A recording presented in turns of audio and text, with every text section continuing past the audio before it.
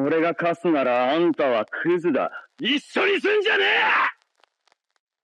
Mind you, as I'm covering this, it's my first-hand reaction to this theatrical masterpiece Ufotable produced. Like, I'm watching this with y'all. Next up on the list, we got the boy Zenitsu exploring the Infinity Castle. One thing I've noticed upon everyone parkouring and killing demons, most players felt connected through the sheer will of bloodlust towards Muzan and his demon squad. And it's inevitable when he got the worst villain of all time playing Persona 5 with laughs and giggles after having the head of the corpse blow himself up in front of everybody. But Zenitsu, he was there for something else, because tell me why he was so locked in with his eyes open. Like, the homeboy was falling within the castle, no flinch or scream, no sweat, with his eyes open. I was down there shocked. This is the same man that be hooting and hollering all up in everybody's face about being a fake demon and invading Nezuko's personal space. So I started wondering to myself, what in the world could have happened for him to be so determined whilst being awake? Revenge. He had beef to settle with one of the demons, and that demon was Kaigaku. If y'all don't remember, this is the same fella we used to train with Zenitsu, and on top of that, the same dude who brought a demon home and sacrificed his entire family to escape, whilst Gilmei had to fight it with his bare hands. Like, fair enough if you have a problem in one's backstory,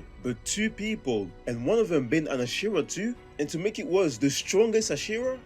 Oh yeah, bro, this nigga has to go, there's no other way. And Zenitsu was not there to have a chit chat about the good old days. Kaigaku over there trying to be all funny talking about how Zenitsu only knew the first form. But he didn't care about all this. He simply wanted to avenge that teacher for committing seppuku after finding out that Kaigaku had become a demon. And the sole reason why he became one was because they upped Paul on him. No, like, jokes aside, that is literally the context of his reasoning. Kokushibu was about to murder him in cold blood, but he begged for his life, in which he received blood to drink to become a demon. At first, I was about to flame him for making such a decision, but upon some thinking, I realized most of us would do the same thing. Like, I know damn well y'all are now dying out here out of honor and legacy, especially against the top upper moon. Him and Zenitsu was supposed to be like the thunder-breathing duo, but after the master found out about Kaigaku, he ended his life. For those who don't know, seppuku is a form of ritual suicide in Japanese culture, historically practiced by samurai to preserve honor after disgrace/failure. And I honestly have major respect for the Japanese culture, because if I were to find out that one of my if I found out that one of my students had made a pact with Satan himself, that sword will not touch my abdomen anytime soon. I'm sorry, bro. Like, I'm too pussy to die, bro. In fact, I'd be laughing at my students saying, you reap what you sow, knowing damn well he could come back one day and end my life every time. Pride is the devil. Literally. But Kaigaku didn't even feel sorry one bit. He brushed off the master's death and kept flaming Zenitsu for only having one technique in his bag. But Zenitsu was feeling just as hot, told him, if I fell off, then you were never on.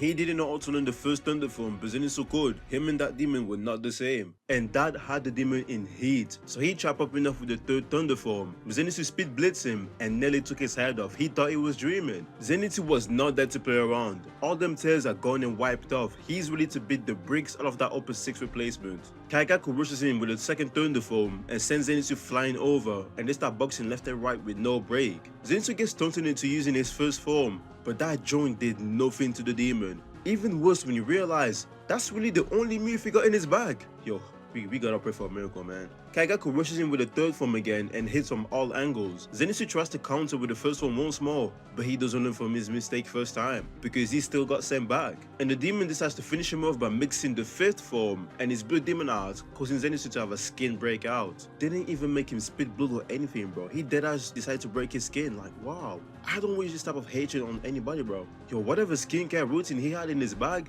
it ain't gonna save him from this. Kaigaku kept whooping him around whilst calling him trash, and they decided to finish this fight by using the 6th thunder form and sending Zenitsu flying down to his death. I wanna root for our thunder mascot over here, but like, come on, man. One move in your bag? I can't say that I expected something like this to happen. And to top it off, he couldn't even keep this move, bro. Tanjiro stole his man's entire flow in mere seconds against Hatengo and all them. And you want me to believe that Kaigaku isn't talking bull?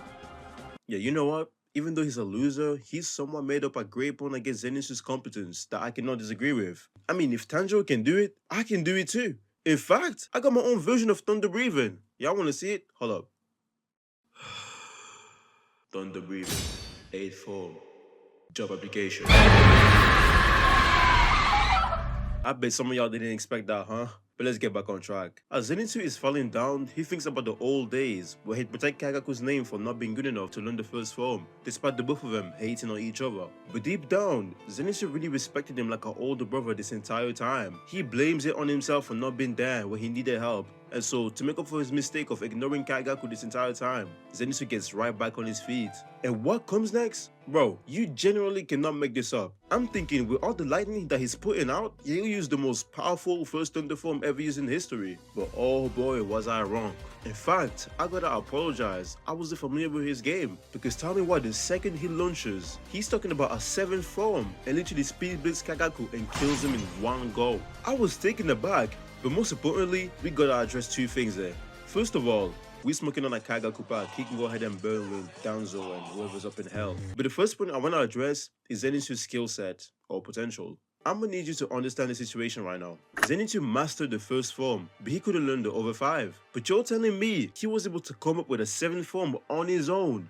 Who is he feeling like? And then that leads into point number 2, the form itself. Look, I'm all for cool ass visuals, especially when it comes down to the hands of Ufotable and their unlimited budget. But niggas in Demon Slayer got to start trademarking or something because Goku is the blueprint. First Tanjiro, now Zenitsu. Next up, they're gonna have Inosuke whipping up a dragon from pure oxygen. Like, I'm not gonna lie, if I'm from the Rengoku family and I find out about this, best believe I claim a code from these Slayers because otherwise, ain't gonna be no more final dragon magical move in their bag. With that being said, do Slayers even get paid? Like, I swear I've never seen money in this show, bro.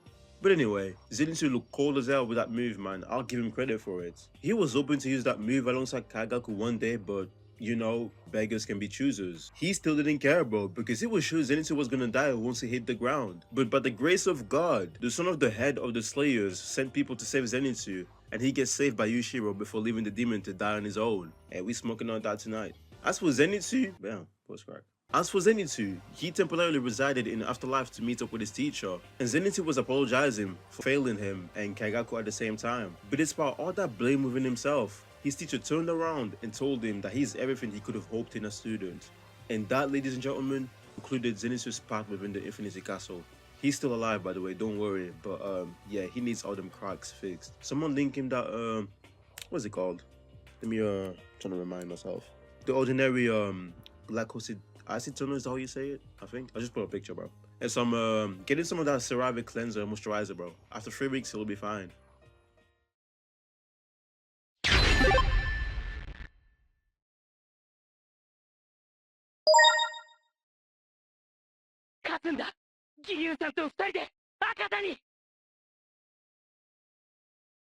This is just like some extra yapping, but I want to say thank you first and foremost for 3K subscribers and the love I've been receiving over the Shinobu video. Like, I didn't expect it to like take off, which really means a lot to me.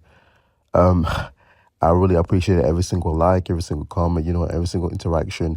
I try to interact with y'all because, you know, I'm not on some celebrity shit. Like, I like to talk to people, like, I really do. And so it means a lot to me. And, you know, if there's any suggestions or anything like that, I'm willing to listen and, you know, make a video on. Please just let me know. Next up after this is the, you know, the Giyu and Sanjo and Akazu fight. And, you know, I'm going to be working on that. So I'll give y'all updates because the video will be quite long. But again, thank you very much. I love and appreciate every single one of you. Bye.